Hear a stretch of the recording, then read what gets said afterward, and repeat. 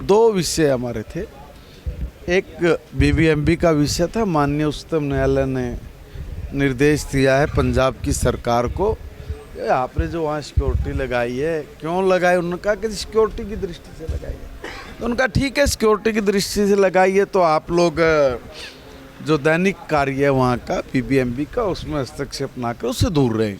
दूसरा उनको ये भी कहा कि जो रूटीन में काम चल रहा था, जितना पानी, जितना जो भी सिस्टम आज तक चला रहा था, उसको पंजाब की सरकार उसमें दखल ना दे।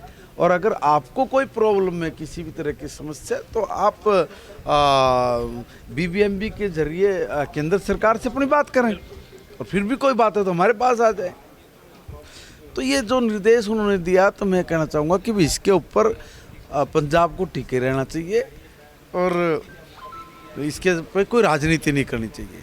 मैं अपना मेरा अपना निजी विचार ये कि भाई हम वो कहते हैं पानी देंगे नहीं, तो भाई क्यों नहीं दोगे? कोई तकलीफ है? भाई देखिए, पानी बह के कहीं भी चला जाए, पानी का रिसाव हो, पानी कहीं गलत तरीके से बह रहा हो, उसको रोकना, क्या हम लोग उसका मैकेनिज्म नहीं सोच सकते?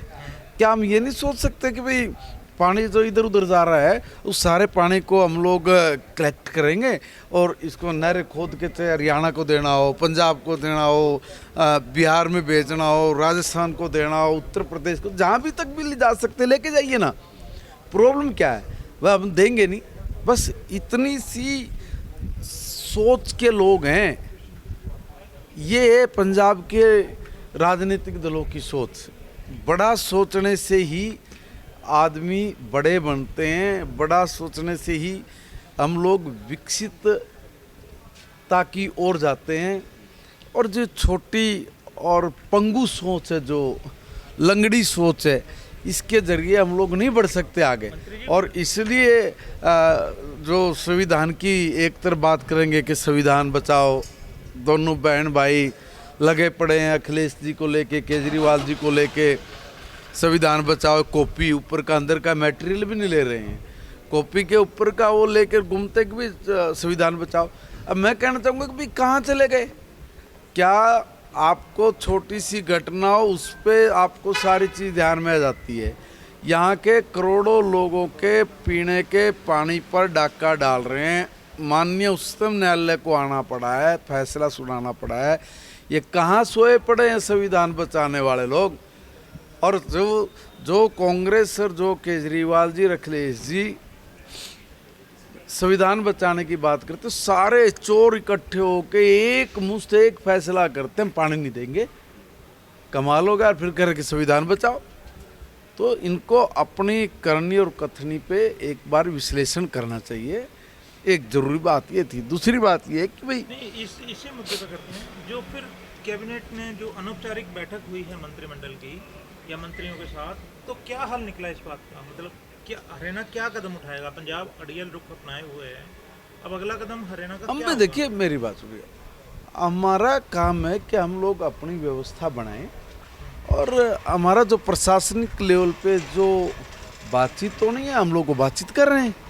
बीबीएमबी से हमारे अधिकारियों ने जो बात करनी है, उसके लिए तय हुआ कि भाई आप लोग बात करेंगे, और जो ये नियम है उसके अकॉर्डिंग आप जो हमारी व्यवस्था का पानी हमको देंगे। अगर पंजाब नहीं मानता इसके बावजूद भी, उसके बारे में फिर बात करेंगे।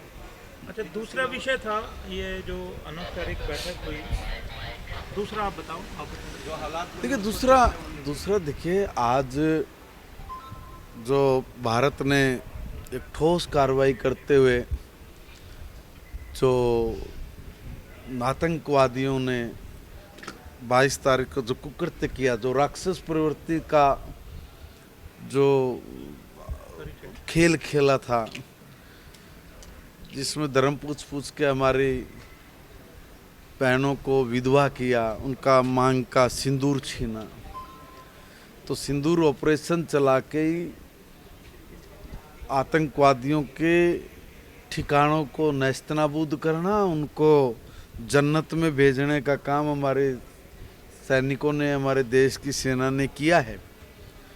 दूसरा ये कि भाई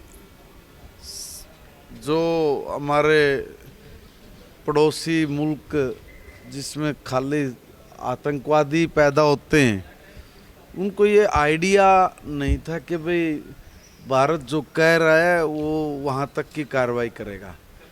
हो सकता है उन्होंने बालाकोट से और उरी से ये सोच लिया हो कि भाई देखो ये बॉर्डर के एरिए पे ही अपना काम करेंगे, मगर वो समझ नहीं पाए कि भाई माननीय प्रधानमंत्री जी ने कहा कि जो आतंक की बची खुची जमीन है वो समझ नहीं पाए।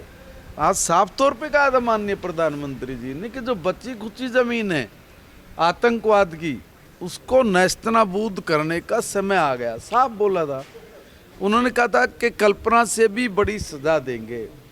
तो कल्पना से भी बड़ी है कि पाकिस्तान के अंदर जाके उनको ठोकना, और पाकिस्तान में जो ये सुअर तैयार होते हैं जिस तरह के आतंकवादी और उनको ट्रेनिंग देने के जो अड्डे मस्जिद में धर्म के स्थान पे जहाँ पे परमात्मा से मिलने का काम होता है वहाँ पे इस तरह के घिनौने कृत्य करते हैं ये लोग, उसका पर्दाफाश भी हो गया सारी दुनिया के सामने।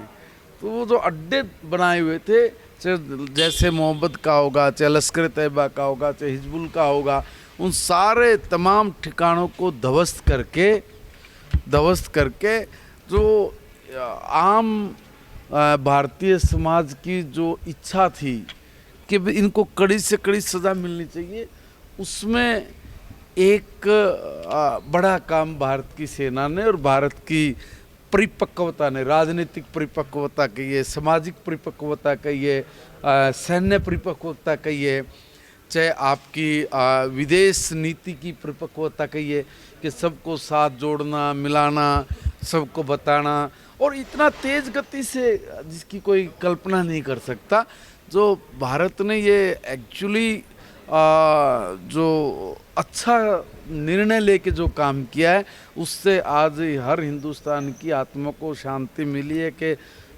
ये अच्छा था, जरूरी था और ये किया है भारत की सेना ने। आज मंत्रिमंडल ने सराहा है प्रधानमंत्री बिल्कुल मोदी के ये तो आज पूरा देश इस घटना को लेके दुखी मन के साथ उत्साहित है।